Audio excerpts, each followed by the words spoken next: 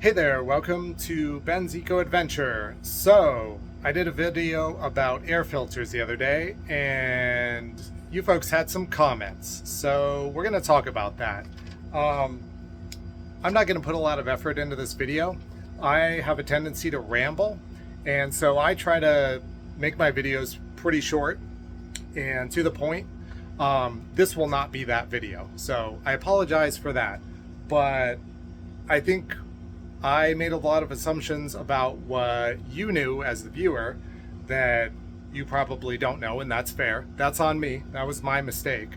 But I at least want to correct the record and talk about some things that I agree with that the commenter said and some things I disagree. So I think the first thing I want to say, I mentioned I have a MERV 16 filter. People were saying that's overkill. I agree, it is. Like, you don't need a MERV 16 filter in your house.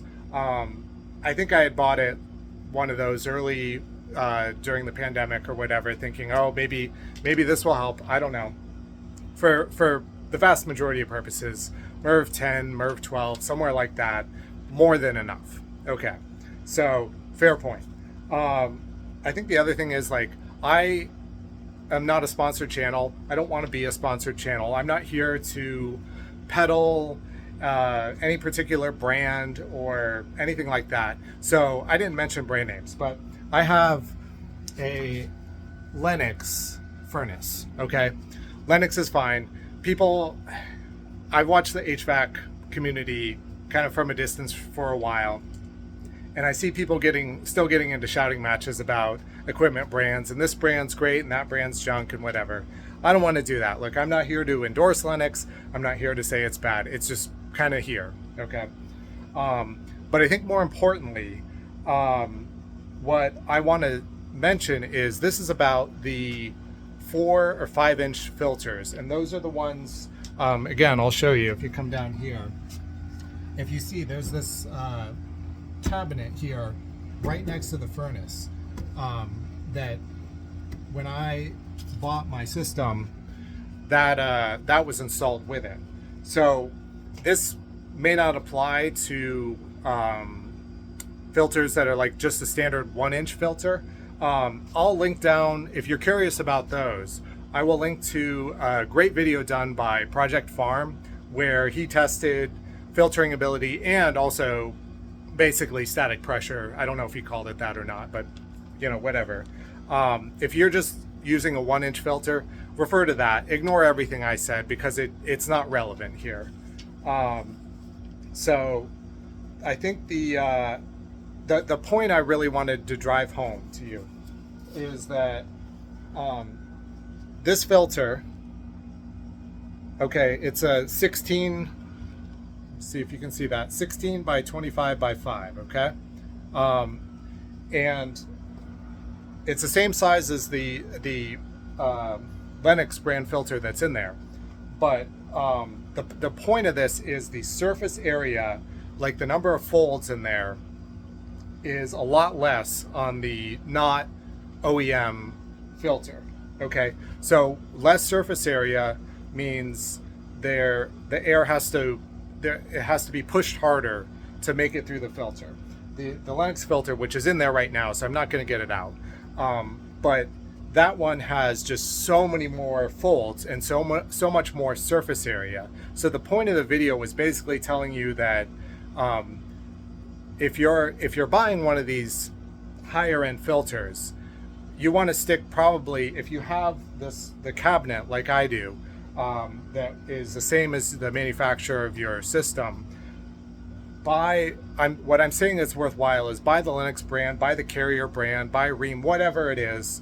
You should stick with the original filter that came with the system, not go out to Amazon or whatever and buy a non-official, you can call them knockoffs. They're not really knockoffs, but just not the official ones, because that brings high static pressure. And we had some good discussions in the comments about static pressure. I am fully on board with the idea that you want as low a static pressure as you can reasonably have, and that when you're using high-end filters, that does have the tendency to increase your static pressure. So we don't want that. But at the same time, I think the one thing that I really am going to take issue with is people have said, I saw it in the comments and I've seen it elsewhere, that filters aren't meant to actually filter the air. They're there to protect the equipment. I disagree. Okay. And you can disagree with me, but I'm standing by the idea that no, filters are, when you have the one like I have, that's like a specific cabinet with the name brand of the manufacturer, these are to actually clean the air, not just to protect the equipment. And my point about that is that Lennox made this, and so they've designed it, they've tested it with this system, so they know, okay, this is an acceptable amount of static pressure to have for a system like this, so that the equipment won't see too much wear and tear. Lots of discussions about motors and whatever, and I think that's beyond the scope of this video. But yeah, so basically the YouTube algorithm, I think, has a sense of humor. I just figured I'd make a quick fun video, and maybe 10 people would see it, and of course it got picked up, and now everybody's commenting on it and saying, oh, this is terrible. And HVAC world it's something. There's some people in the HVAC world that are like really smart, really competent, and I would say if you want somebody on YouTube to follow who I think actually knows his stuff, Josh Griffin, who does I think it's HVAC guide for homeowners. I'll put a link if I can find it. He's somebody who actually knows what he's talking about.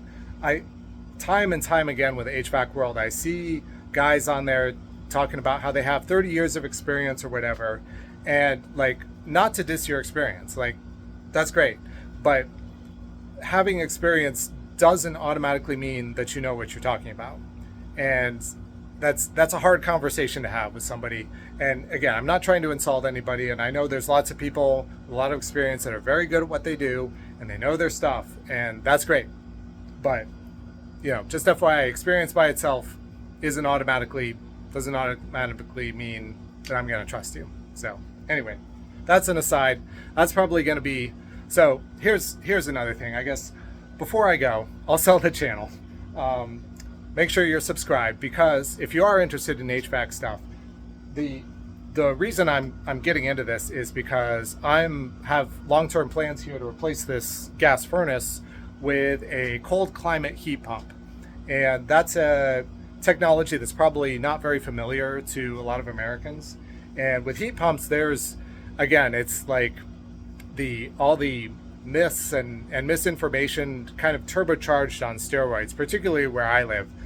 Heat pumps have a bad reputation, and somewhat rightfully so.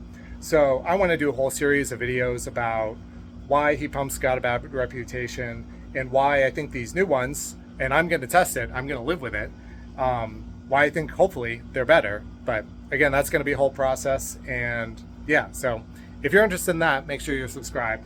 But anyway, rambly video. I'm 8 minutes in. I guess that's not too bad. So yeah, sorry for the confusion. A lot of that was my fault, but yeah, hopefully we all learned something here. Anyway, thanks for watching.